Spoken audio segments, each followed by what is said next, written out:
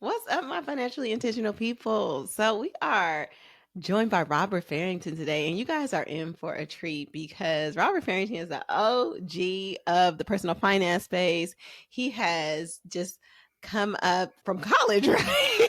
You've been doing this for a minute, and I'm just excited for you guys to know him if you don't already know him. I'm a big fan of Robert Farrington because I've been following his work for a long time.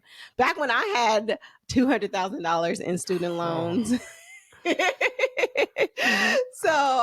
We wanted to talk about just some interesting ways to pay off your student loans, but the student loan environment, as you all know, is crazy nowadays. There's things changing, seems like every day. And so I'm excited to have Robert here so we can break down some of these things. Hey, Robert, welcome to the Financially Intentional Podcast. hey, thanks for having me. I'm excited to be here and let's talk about all this crazy student loan stuff. Let's talk about the college investor and how you started that and why. Absolutely. So the funny thing is I had no intention of talking about student loans. I started the College Investor as a side hustle back when I was finishing college Mhm. because I wanted to teach the fun stuff and talk about building wealth. I wanted to talk about investing and side hustling and exactly what I was doing. So I was side hustling and I was taking that extra money and I was investing it. And then if you've invested it all, you get like dividends and you start seeing your money grow. And I thought that was the coolest thing. And I was like, oh, everybody should know about all this stuff on how you can make your money work for you. And I thought it was amazing. But no one taught us about student loans. So when I graduated college, I had $43,000 student loan debt. So Mhm. not your 200, but I had $43,000. And because what did I do? I just borrowed it. No one told me that I should try to minimize my student loan debt. And no one said that I should do all this other stuff, get scholarships and try to lower it. So I checked the box when my financial aid came. I got my student loans and I moved on with my life. But then after college, I started having to pay these things back. And that was fine. I had a job, I was working and I was paying it. But all of a sudden, I started getting these notices from FedLoan that said, hey, you're late on your student loan payment. And I was like, whoa, whoa, whoa, whoa, whoa. I'm set up on direct debit. There should be no late. And this was way before there was a student loan crisis and everyone was talking Mhm. about how terrible all these companies were. But they'd screwed up all Exactly. my stuff. So I had this little baby platform. And so what does any good blogger do? I wrote about it. Complain to I your complained. I audience. wrote this whole thing about why Yes. FedLoan is the worst student loan servicer and how they screwed up my student loan payments and all this stuff.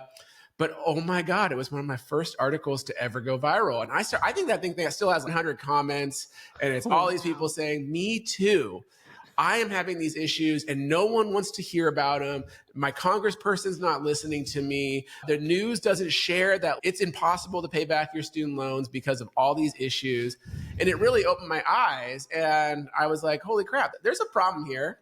No one's talking about this problem. And a lot of people are also saying, hey, I want to get to the investing stuff and the building wealth stuff, but asterisks, I have the student loan thing that no one's talking about. So I really started learning more myself, covering it, writing about it, sharing these issues with loan servicers, sharing all the ways that you could pay off your student loans, navigate this system. And then fast forward, here we are 10 plus years later. And that's what we're known for, is how to get out of student loan debt so you could start investing and building wealth for the future. I love that. For context, can you share like what year you wrote that article in? Oh man, this had to be like 2009, 2010 period. It was very early on. It was well over a decade ago at this point in time. Hmm. And so now, of course, we hear about student loan servicers all the time, but no one was talking about this stuff back then.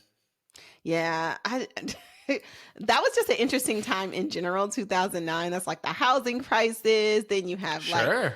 people defaulting on their student loans left and right, but the servicers were horrible. Like I have Fed loan servicing, and oh my God, You can the sympathize, right? conversations I used to have, I'm just Yeah. like, I'm just trying to pay this off. Can you explain to me how to do it? And they're just like, you paid. So I'm like, but no, I want to pay in advance. And they're just like, okay, we'll make it so your payment isn't due until. It was just always a headache, like every Sure. time. And I was just like, let me just pay them off to get them out of my life because it was just so time consuming. It was horrible. It was. No, you nailed it. And I think that was also, it's still the problem today is that I think people with student loans are calling their loan servicers and they're hoping for help. They're hoping for financial advice. But you have to remember that this call center rep is a minimum wage worker that is not your financial advisor. They might have only had 2 weeks of training and they have a little flip chart and it's, oh, the person said this. So like flip, flip, flip, I should say this. And there's no real help when it comes to your student loans by calling your loan servicer. Yes, they'll say certain things, but they're also relying on you to say certain things so that they can maybe point you in the right direction. They're not here to hear your story. They're not here to know your whole financial situation. They're not here to help you optimize things. They're here to get you off the phone as fast as they can so that they can get to the next phone call and maybe look good on their metrics. 100%. And of the college investors like platform, how much of it now is still focused on student loans? It's still a big part of our platform. Yes, we talk about banking and investing and all these tangential things. A lot of saving and paying for college now too, because we found that we all grew up, right? I was talking about this stuff 13 years ago, and now here we are with kids. Yes. And I get a lot of people that are like, hey, I want to avoid this problem for my children. Opting out. Yeah. So we talk a lot about saving for college, paying for college. I also have this mission, like I want to help people avoid it. So I love talking to like high schoolers, like that are on that decision path.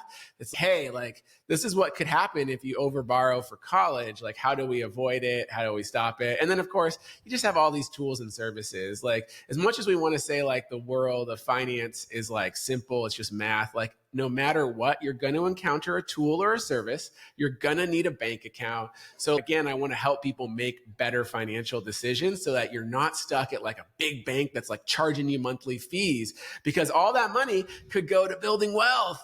And it frustrates me when there's so many great options out there and people are like, my dad banked at XYZ big bank, I'm going to bank at XYZ big bank. And it's no, not anymore. No. Please don't. Right. Please don't. But I love that your platform is just focused around making sure people are optimizing their money, and it's constantly evolving. And it's definitely a great resource that I use. I love your articles. I always use it as a reference point, especially when I was writing my book. But I just want to take a moment because you touched on something that just hit my soul. We're of that generation, like that first generation that had access to massive amounts of student loans. Yeah. And we were in our teenage years. We didn't understand how this stuff worked. Right. And we are suffering through it as an adult. And number one, I just want to give those people grace, because when I post about my $200,000 in student loans, people are like, oh, are you stupid? You signed up for it. It's your fault. No, like that was the option that was given. I did not fully understand that process. And how come it's my fault when I'm an 18-year-old signing these massive papers? How come it's not the bank's fault for offering that to me? Hey, I just tweeted this out the other day, and it's that old saying. Have you heard the saying that if you borrow $10,000 and don't pay your $10,000, it's your fault? But if you borrow $1 million and don't pay your $1 million, it's the bank's fault? There gets to be a point where like the system is wrong. And I'm actually a very accountability driven person. Yes. And I do think that people need to take personal accountability for the decisions they make around this whole college experience. But on the flip side, like you said, we grew up at a time when it was like everyone goes to college or you're a failure. That's what like our teachers 100%. And our guidance counselors were telling us.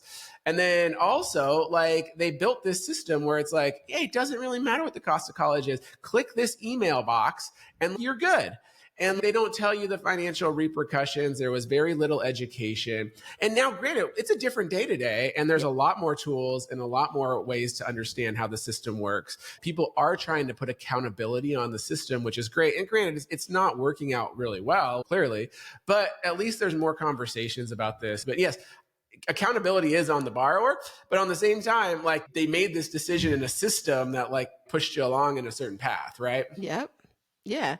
If it wasn't so easy to do, we wouldn't have done it. They streamlined it in a way, so it normalized it for us. And so we didn't, how could you even conceptualize how that would affect you in adulthood if this is something that you've never experienced? You're a child. You've never paid bills. You've never done these things. And so I just want give people grace. But at the same time, 100%. I'm like, okay, I paid off my student loans. Okay. I wish I would have gotten them forgiven, but I have paid them off. So I have come through the other side of it. And I'm grateful that I don't have to go through through it, but I have also set my kids up so that they don't have to do it. I say I'm giving them an option out of that scenario. Nice. I am not letting them pay for school, for college, at least not take on student loan debt. So they have their 529 set up. So yes, Nice. it is, but that's a very like trauma response, very much a Yeah, trauma response to the things that I had to go through dealing with student loans.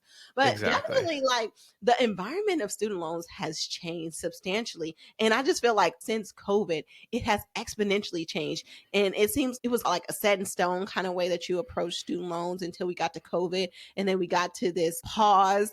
And now every month there's like a lawsuit, a change in payment, and like all these kind of things. So I do not envy people that have student loans right now. It's just so people who are in that place where they're still having student loans, like, what do they do? Who do they turn to?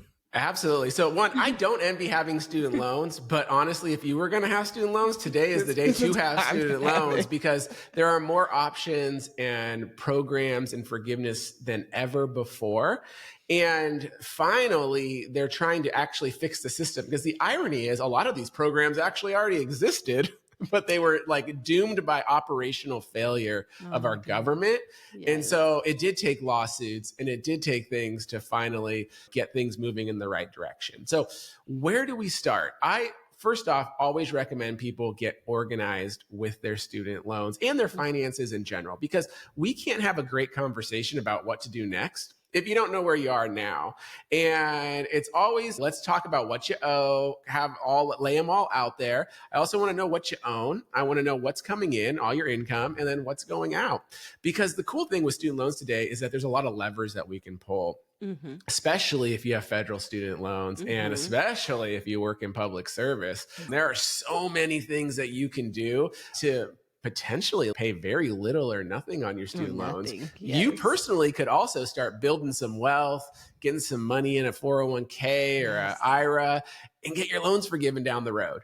And so this is crazy to say, but it might not make sense to make extra payments and try to pay off your $200,000 in student loans. Like, you might have been wealthier today. Of course, like, hindsight's always 2020. And I'm not trying to put you down, but you could have maybe been wealthier today if you didn't pay off those student loans as aggressively as you did. Now, granted, it sure as hell feels good to have no student loans. But listen, I'm frowning right now because I have done this analysis. Travis Hornsby, of course. I love Travis. Like years ago, we broke it down right after I paid my student loans off. And I was in public service loan forgiveness. I was in the program, but I was just, like I said, I was tired of Fed loans.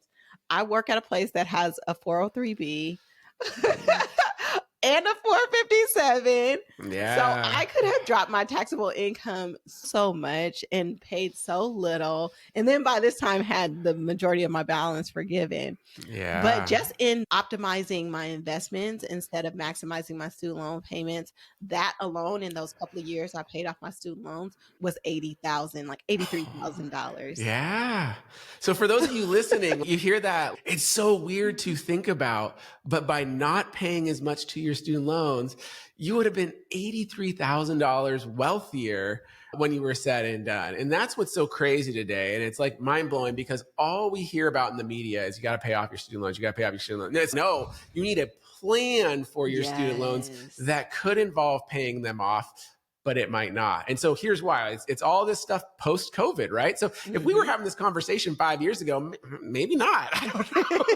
But here we are today. So first off, there is this brand new student loan repayment plan. It's called SAVE, S-A-V-E.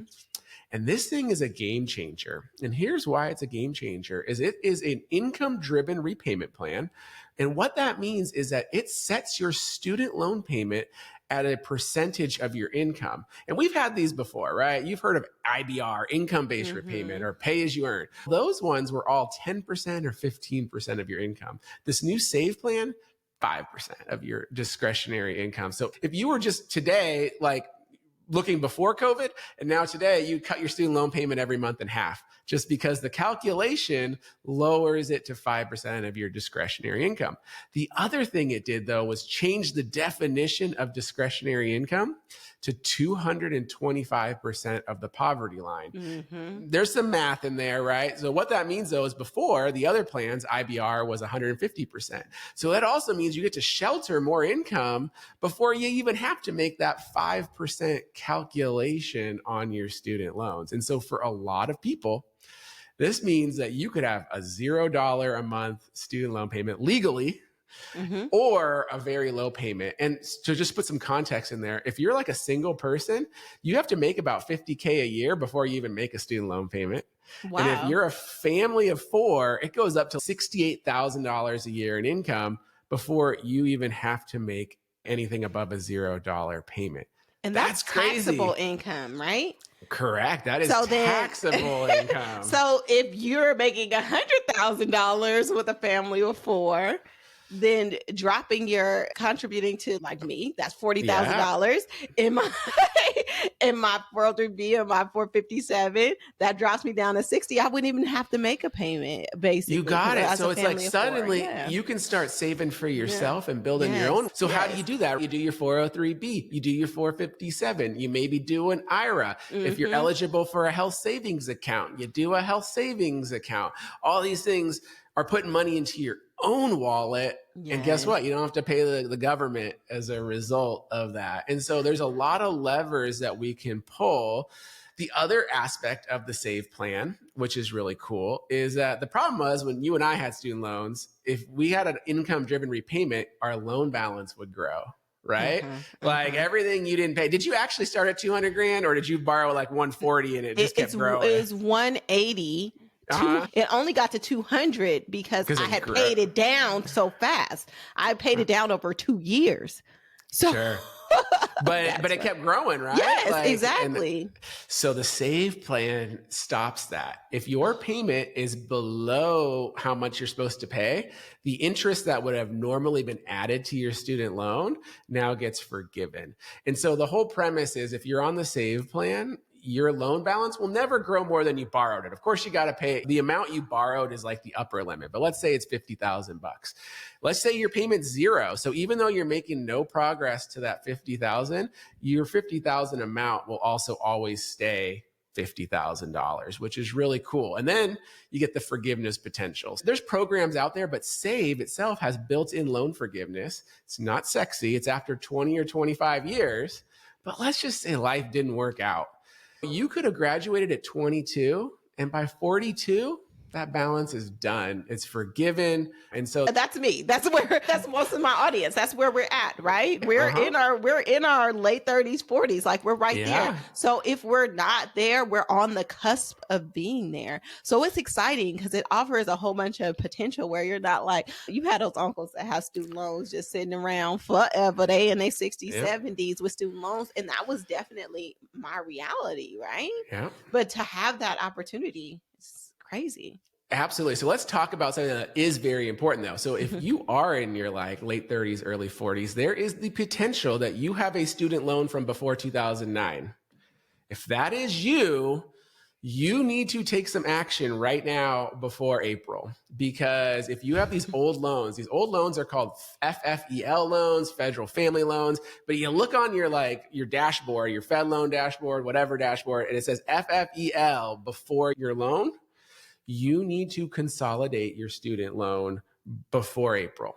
And the reason is that all of these new programs that we're talking about apply to direct student loans. And every single federal loan after 2009 was a direct loan, but every loan before 2009 was not a direct loan. And the reason is like legal loopholes. The government can't help you with these old loans. Like you have to get a new loan, but they're doing a bunch of cool things. They're counting your old payments. If you consolidate and get a new direct loan before April, they will count all the payments you made on your own loan, and you could already be at that forgiveness level. So they're going to do what's called the IDR recalculation, and they will calculate and see if you qualify. And even if it's a 25-year period, if you got a loan, you could be close. And so you could be seeing forgiveness in the next couple of years. But if you don't consolidate, you could be left holding the bag. And I don't want to see that. So please, please, please, if you're listening to this, if you have old FFEL loans, please go consolidate. It's the actual opposite of what we told you to do. And when I say we, I say student loan people, the government. We told you never to consolidate because it resets the clock, right? Now it doesn't reset the clock and you need to, so the clock starts counting for you. Yes. And I think important thing to note when you say consolidate, it's just a stupid student loan term for refinance because No. Don't say the word refinance. I know. Consolidate is consolidate. But the reason why I'm trying to differentiate it is because you can consolidate one loan. Usually consolidation means a combination of loans, but it's just a way of we're not speaking English. We're speaking student loan lingo. So you can consolidate one loan to one loan, which is not English, but hey, that's what we call it. The reason I stopped you though on the refinance though is because refinancing is a specific student loan term that means I'm going to take out a private loan and I'm going to replace my other loans. And so you don't want to necessarily refinance your federal loans. Most people don't. There's some very sexy advertising from these companies. There's a big stadium named after a company. Those are student loan refinancing companies, and you probably should not refinance your federal student loans. But consolidating your loans is a good thing to do.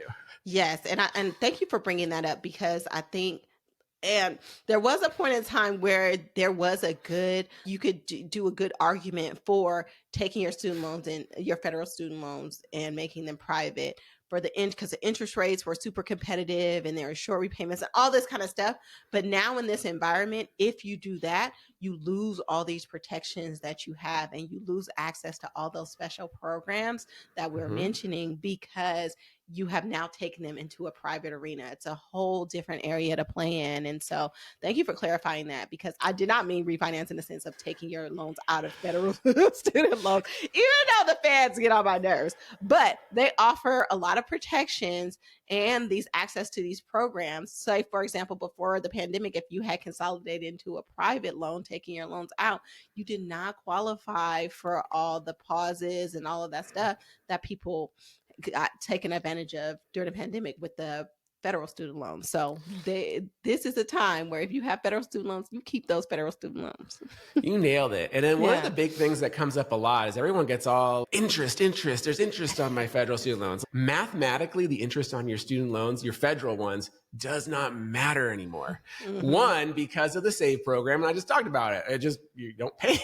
You just don't pay it. Number two is the forgiveness programs. Who cares if your loan balance grows to $1 million? If it's getting forgiven, it's getting forgiven. Like the interest doesn't matter. And then also just if you want to do math, the math on your student loans, the biggest driver, 60 to 70% of your total student loan payment over 10 to 20 years is always the principal, 70% of it. So that's just if you wanted to do the math all the way out to the future.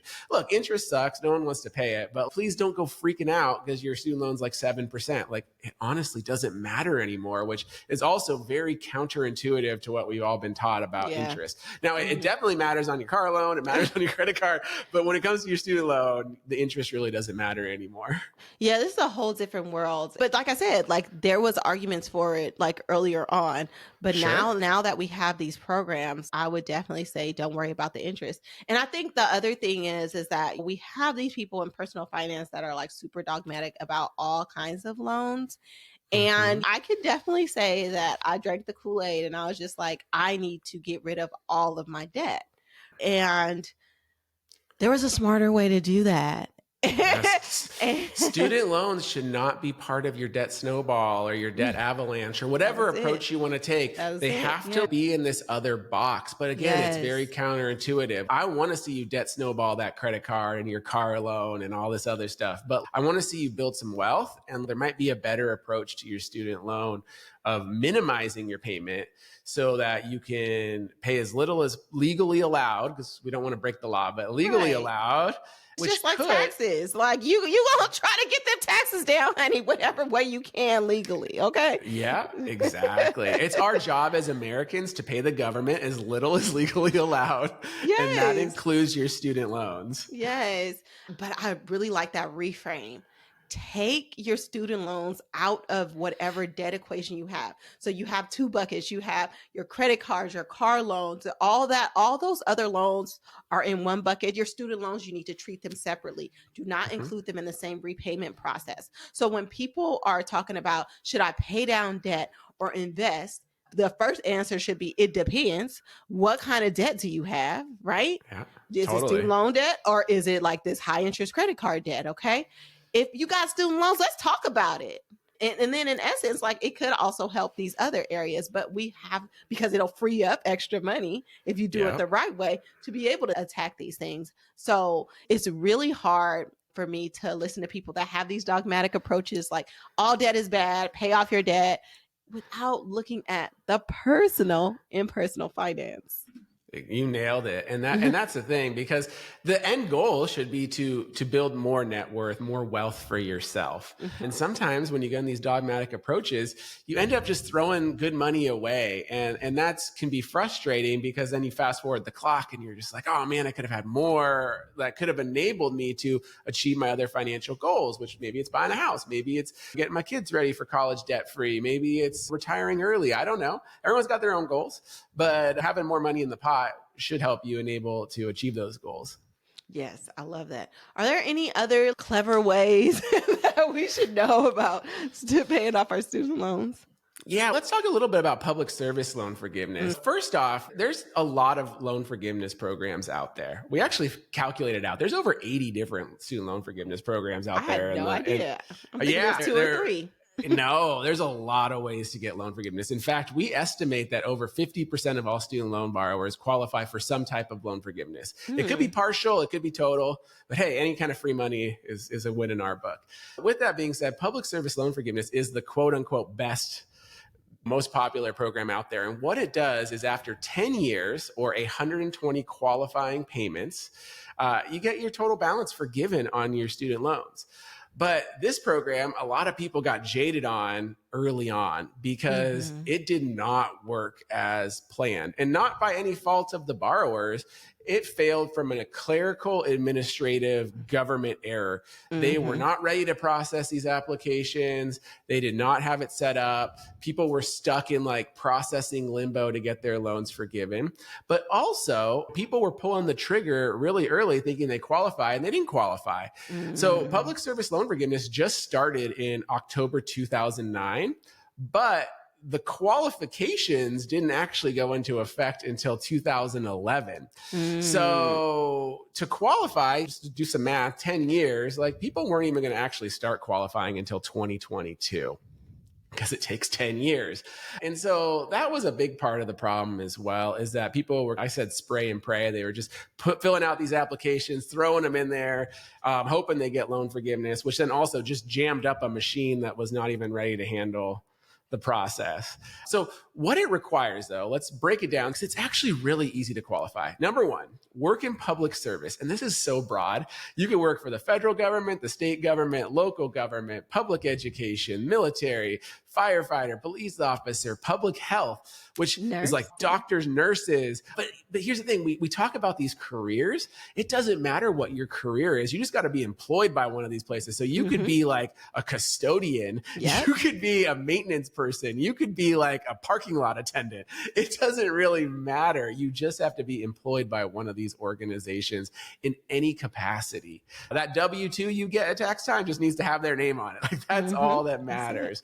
And so we talk a lot about teachers, right? But it's all the staff members there. Every single one of them, from the principal to like the aide to the duty at recess, like they all count. So that's number one. Number two is you got to fill out this form. And now it's online, which is cool. So you can go to it's called the PSLF help form. And if you can write your name and address, you can fill it out, because that's all it takes. It's like name, address, social security number. And then you need to get your boss or your HR person to sign it, to say, yes, so-and-so actually did work here full-time for this period of time. And that can be a little tricky, but a lot of these companies, especially like school districts and hospitals and things, they're pretty good at it now. You can even email this form to them, they docu-sign it, and it goes. So then you have to have a qualifying repayment plan. And this is on you. This is on you as the student loan borrower. You got to be on a qualifying plan. So what counts? All the income-driven plans count. So that new SAVE plan we were talking about, it counts. Income-based repayment counts. What doesn't count? There's really only two that don't count. The extended plan. So if you're on that 25-year extended plan, it does not count. And the graduated plan. Don't know why those two don't count, but they do not count. Just don't be on those. Every other counts. But if you are on those, you can Switch. consolidate into one of the other plans. Yeah, you don't even need to consolidate. You just go in and just change it. You just go in there and you just change your repayment plan. So go in there, change your repayment plan to one that counts. And then you just need to do this for 10 years. So that's the other hard part is you got to fill out this form every year. You got to send it in, but you do it for 10 years. And you can get your loans forgiven. You can also go backwards in time. Maybe you're hearing this the first time and you're like, oh my God, I've been employed at this school district for the last 6 years. What do I do? You're going to have to do a little legwork because you're going to have to go find your HR department and then get them to sign off on it. But you can go back in time too, and you can get your qualifying payments to count today. And the cool thing is that COVID pause that we had for 42 months, guess what? Those 0 payments that you didn't make actually count for every single month that you were employed. So you could be like a third of the way there already, but you got to fill out that form. And that's really, if you look at the data, what has held people back? People did not fill out the form or they did not fill out the form correctly. And the number one thing they didn't put on the form was like their employer's tax ID number, because who knows it, but you can go find it. It's on your W-2, isn't it? It is. But I'm just telling you, fill out the application. This is, look at the government's, here's $50,000, but you got to do this form. You owe it to yourself to fill out the form accurately and fully and make sure that you keep a copy of it and you hold them to account. Like you owe it to yourself. No one's going to care more about your money than you. Like you got to go and make sure you do this right. That was a lot. But also I wanted to talk about the public service loan forgiveness during COVID.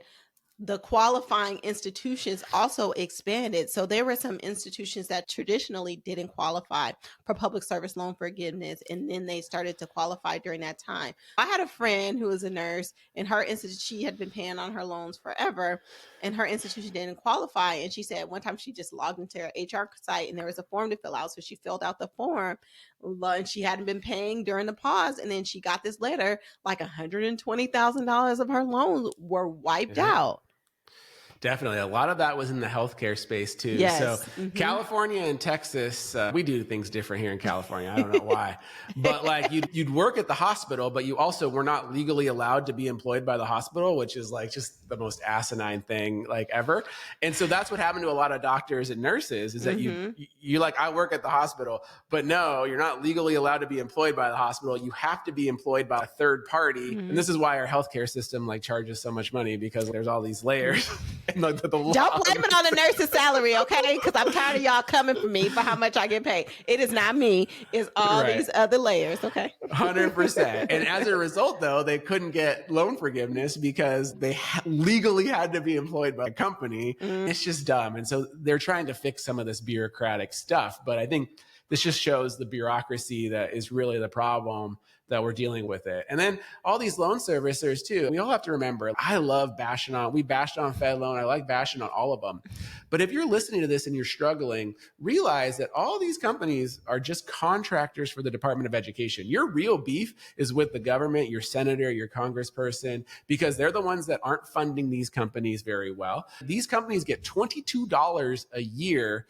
And on average, they only get $400 per loan servicer for the whole time of 23 years that they have to service your loans. That's how much money they make off of you. They ain't making any money.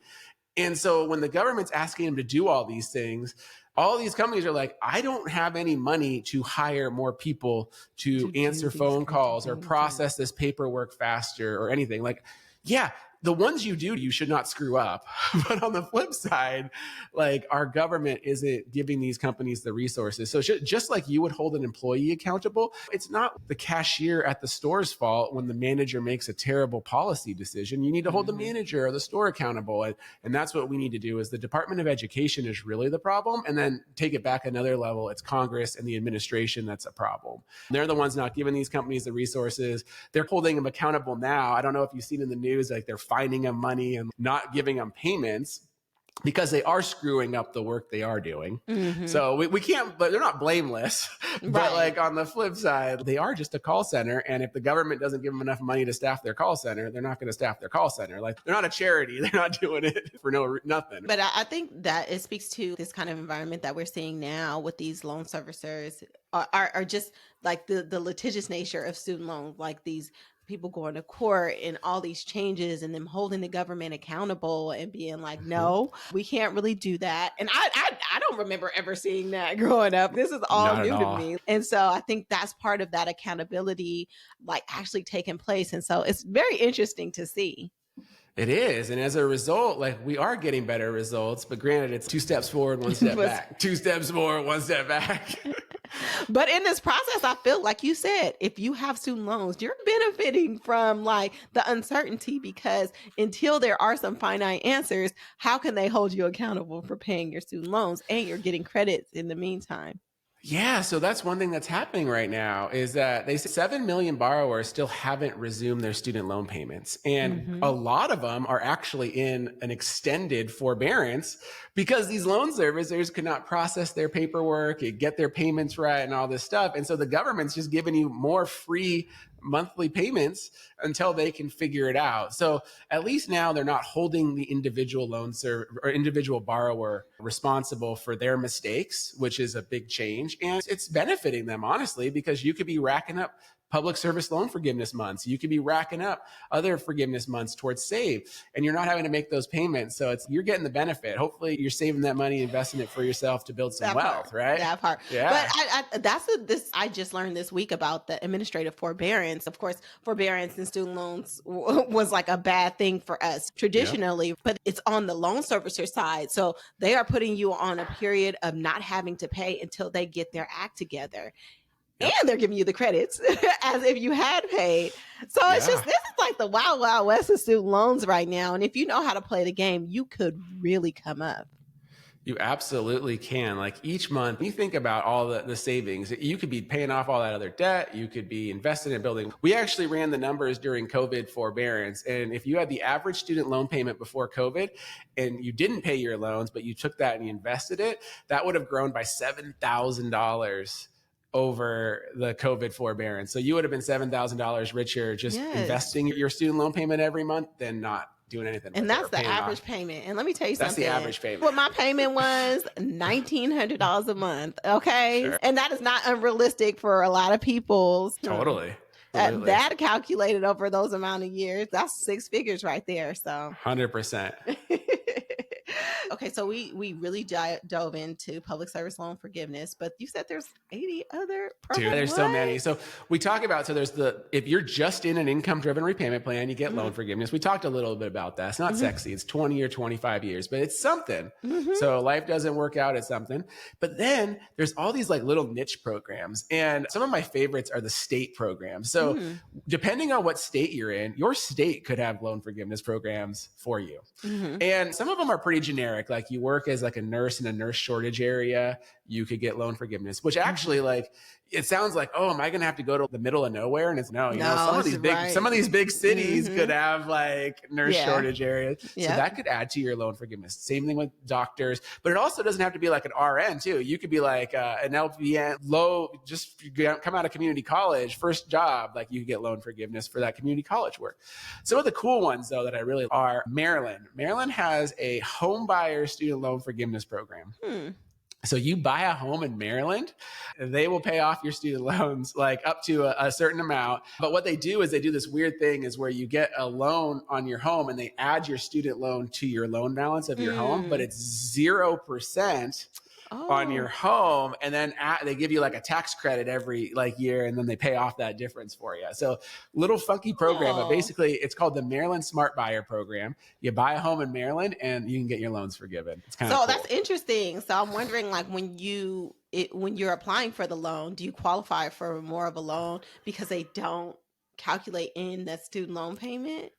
Yeah, they don't. It's a That's special program, and crazy. then they'll pay it off. Kansas does a similar one as you move to certain areas in Kansas, and they'll give you student loan forgiveness. Maine offers student loan forgiveness for anyone that wants to be an engineer in the state, and they do it Hmm. as a state tax credit. And so every time you file your taxes, if you prove that you worked in Maine as an engineer, like they'll give you some money towards your student loan. So there's a lot of these little like niche programs out there that do cool things that you could just keep adding to your student loan forgiveness bucket, right? And that's why it's like, it might not be total, but it's free money.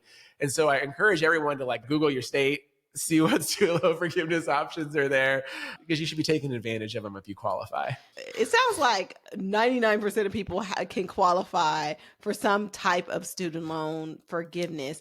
And Something. it's just, if you're anywhere close to my target demographic, which is in that later 30s, 40s age range, you probably don't have to pay your student loans for much longer if you take advantage of these things. So this is an exciting time.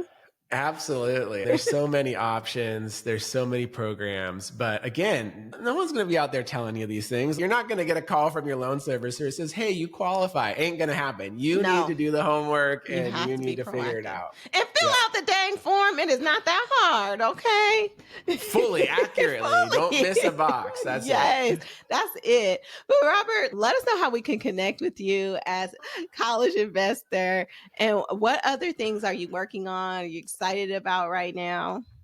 Absolutely. So you can find us at thecollegeinvestor.com. You can also find us on your favorite social platform at The College Investor. And you can find us for everything about student loans and paying for college. One of the other things we do every year is our tax stuff. So we just finished all of our tax reviews. So if you're looking at how I'm going to file my taxes this year, you can come check us out. We'll steer you straight so you don't fall into this trap where you're like, I'm going to get my taxes done for free. And then by the time you're done, you're like upgraded to like the $100 because Yeah. it's a thing. So Yes. everything says start for free. You spend an hour, and then all of a sudden you're like, what do you mean I'm paying $120? Hmm. Like, I hate seeing Add-ons. people fall into that trap. Yes. So come over, you check us out, and we'll steer you straight on what works for you. And it's not state specific, right? It's not state specific. No, there's some new programs out there like the IRS direct file program. Mm-hmm. It's not going to work for you. So don't get your hopes up. We've already tested it, reviewed it. Maybe next year. It's the first year of it. They got to work out some kinks. And the reason why though is like they launched with, you can't even have like interest income and dividend income. So Oh, if you have a W-2 job and you're in like 12 states, like maybe, but it's probably not going to be the best option when there are free options out there for you. I like that you guys have vetted all these programs. You've done all the legwork. So that takes a lot of pressure off of somebody, because taxes are already this thing that's so daunting. And believe me, I hate They taxes. are. And then there's So, also this whole thing where there's this mad rush to get their refunds, right? And people are like, what can I do? What can I do to get my refund going? And I hate people just throwing good money after bad. It's just like a big pet peeve of mine. yeah, I hate it too. And what is the tax money, the tax services that you guys offer? What is it called? We just do a review of Oh, all the ones okay. out there. So Okay. you can come and find it. It's on our homepage, our best tax software awards. Okay. We've reviewed them all: the TurboTax, the H&R Blocks, Free Tax USA, Cash App, all of them. We've tried them. We've reviewed them. We'll steer you straight depending on what you got going on with your situation. But everything pretty much lives at thecollegeinvestor.com, and on your socials you can connect with you. But Exactly. this is great, Robert. Who would have thought talking about student loans could be so much fun? It's fun. Having student loans sucks, but I also like to remind people that you have a lot of financial levers you can pull. Don't get so disheartened when the student loans actually, you could have that money all forgiven potentially, and you could build wealth, and you could do this stuff. It doesn't work for everybody. There's always that person they don't have a lot of options, but a lot of student loan borrowers have a lot of options. And I love seeing people build wealth while paying off or eliminating their student loans. I love that too. And people just don't know what they don't know. They just And don't know. I think that you provided so much great information for them. So I really appreciate you being on the podcast today. Thank you so Awesome. much. Thank you.